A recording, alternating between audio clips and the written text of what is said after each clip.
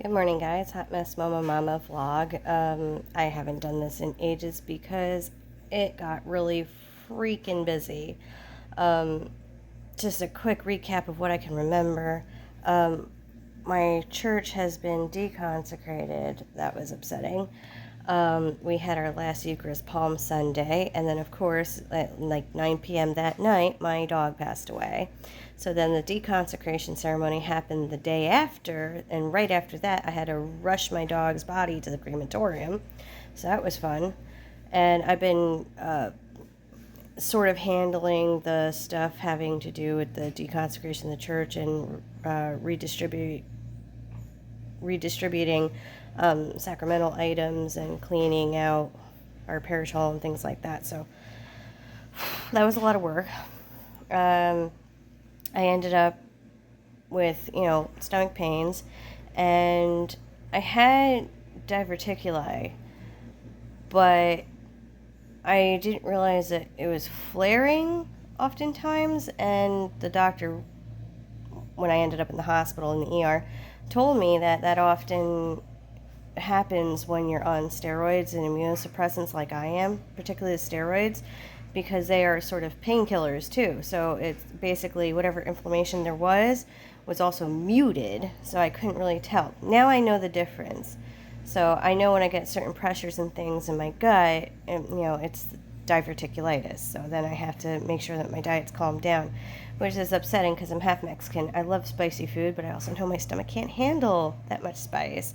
So when Taco Bell came out with this crispy chicken wrap with ranchero sauce, it was so delicious, so spicy.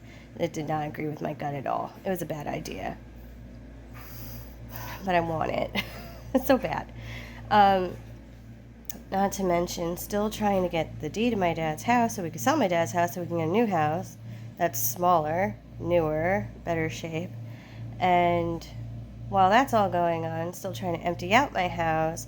And now I definitely need to make something for my garbage men because they've been so good to my family. They remember my mother, so when she passed away, they were very sympathetic, and they understood that we're cleaning out the house. And we try not to overload them with stuff, but I know there's a lot of crap. This is like 35 years built into this house, and the amount of stuff that we never used, didn't even know we had, that just got hoarded and tucked away. See, that's the thing. My mother was a hoarder, but it wasn't like an obvious hoarding situation. Everything was tucked into cabinets and corners and things like that. But the other thing is like you can't look at a flat surface and not see stuff, right? So my hubby and I realized that this is also our problem, is that if there's a flat surface, it's going to get cluttered. Here, I'll show you real quick. I cannot tell you how many times I've cleaned off this bay window, and within hours, there's stuff all over the bay window. We take out these TV trays just so we can eat on top of, and they end up like this. Stacks. Doom piles. Okay? Every flat surface has a thing. Now, part of that is because we are moving, we're trying to stage things and not move them so we know where they are and everything, but at the same time, it's just like, why do we have so much stuff? And it makes me frustrated. My son's dresser, we emptied it out so that way it was easier, just lift and go, right? Because we're anticipating just jumping ship, like that sort of thing. But how much stuff is on there? I can't tell you how many times I've been across my surfaces and got rid of things, and there's still more things. It's I hate it. So I've come to the conclusion in my life, I want smaller space, less surfaces, less furniture. I want space so I can feel like I breathe, and I want less stuff so I don't have to manage all that. Every morning I have to go into the kitchen, wipe down all the counters, get all the dishes into the sink, load up the dishwasher, and it's not a lot, but there's a lot of time involvement with all of that, and I don't want to. I have other things I could be doing, but I can't do those things unless I do all these menial things. I have ADHD, and I avoid important tasks because they're stressful, and I do all these unimportant tasks, and then when I'm out of unimportant tasks, now the only task I can do is the important task. So I have to find a way to minimize the unimportant tasks. And the best way of doing that is getting rid of it. Just get rid of it. So you guys have seen photos of my front yard. I'm going to show you photos of my front yard now. But it was the 4th of July the other day, and in order for us to fire fireworks off in our driveway, we had to clear out the driveway. And we're like, well, while we're out here, we just finished doing the yard too. It was like a whole family project. Me and my hubby, we got so aggravated by some of the stuff that got ruined outside that wasn't supposed to be outside. Mostly me. I got aggravated at him because he didn't listen to me in the first place of putting it in the garage. He was like, oh, I'll do it later. Never happened. I introduced him to the phrase of don't put it down, put it away. It hasn't sunken in yet, but if I just keep saying it, it'll eventually get logged in there. He hates being told the same thing over and over again, but he also knows he needs to be told the same thing over and over again. And I don't like talking to him, like giving him orders and commands, but he's been in the military so long that's actually how he functions. And I feel bad doing it. I don't want to do it. He said, you're going to have to do it because that's the only way I do things is you have to yell at me. I was like, I don't want to do that. But as long as there's a mutual understanding that I know that's how he functions, he knows that's the only reason why I'm actually yelling at him because I know that's how he responds, then it's fine. So getting all that done, on top of which, I ended up in the hospital with diverticulitis. I was starved and made thirsty for 4 days, and then it was a liquid diet for 2 days, and then, I don't want to say starved, but I was starving. I definitely was starving. Turns out my kidneys are really good, though, because as long as I was on IV fluids, I had to pee like a racehorse. It was terrible. Every 20 to 45 minutes, I had to go pee. It was so bad. But turns out my kidneys and my liver are very well functioning, very good filtration system. Okay, so I was in the hospital for a week, got out, and it was the end of the year for our dance studio, so it was just like nonstop costumes, photos, props, making sure the kids remember their routines, coming up with plans for backdrops, and, because we don't just put a dance number out there. Every dance number is a bit of a production. Because that's the art form. I don't believe in competitions. I believe that dance is an art form. It's not a sport. Nobody should ever call dance a sport. And if they do, they're wrong. I'm not saying that dancers are not athletic. It's definitely athletic. It is not a sport. It is an art. But anyways, moving on. So it was the end of the year dance show. That was so aggravating. But I had 3 weeks. I don't want to say aggravating. It was definitely tiring because the kids did amazing. They did awesome.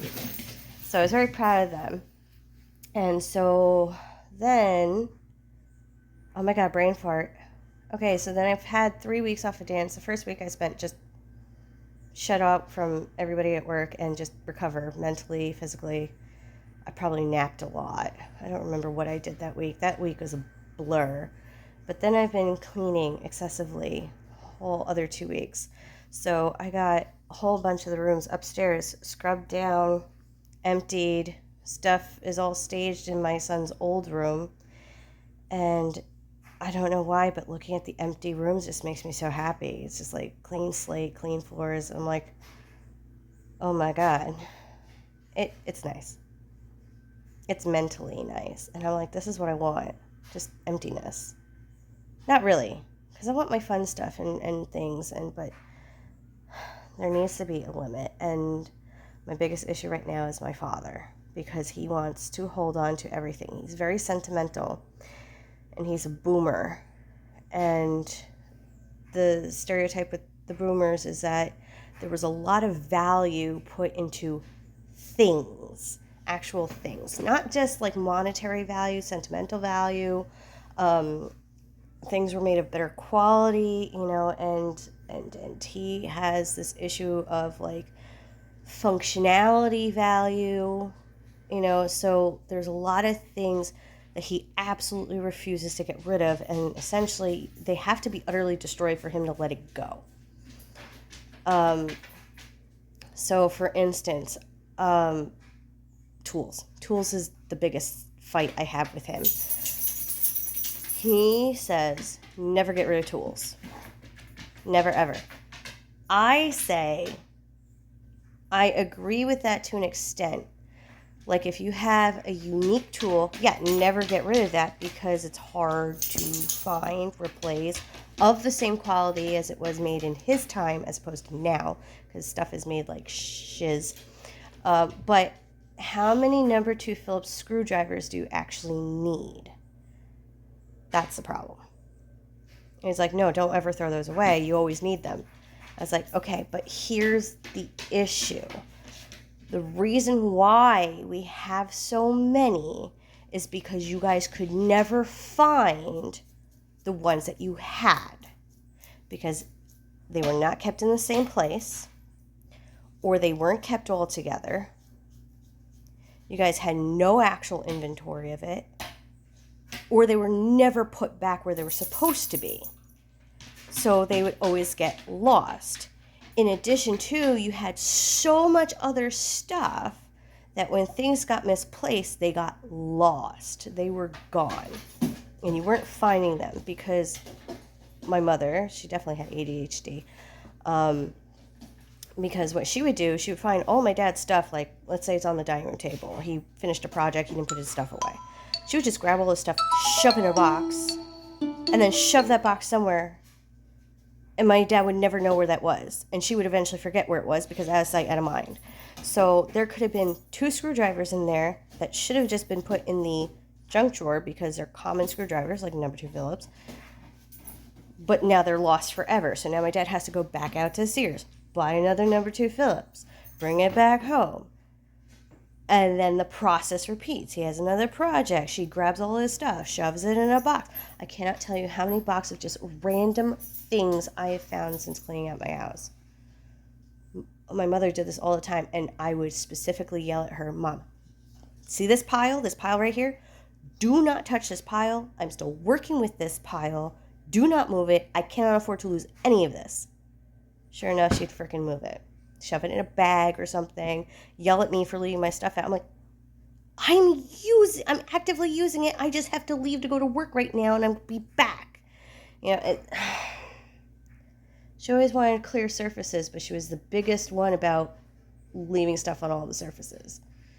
It frustrated me.